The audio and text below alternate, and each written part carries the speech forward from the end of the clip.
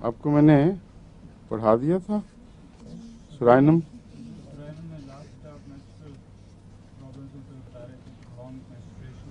ہاں ہاں یہ لاسٹ آپ فرمایا تھا. رحم اچھا ٹھیک ہے, رحم کے گرنے کا سوزش اس کی.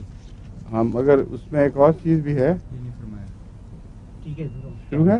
جی اچھا, رحم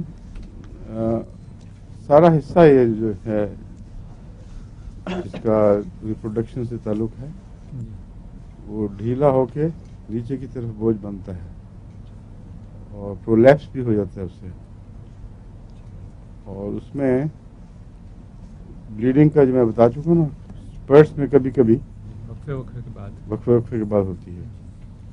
یہی نقشہ فاسفورس میں بھی ملتا ہے مگر بالکل ایسا نہیں.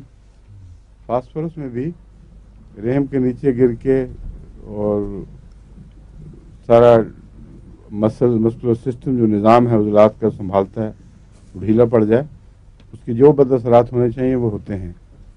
لیکن فاسفورس میں ایک بلیڈنگ زیادہ ہوتی ہے نسبتاً, اور سرخ بلیڈنگ ہوتی ہے بالکل, اسپرٹس میں نہیں ہوتی.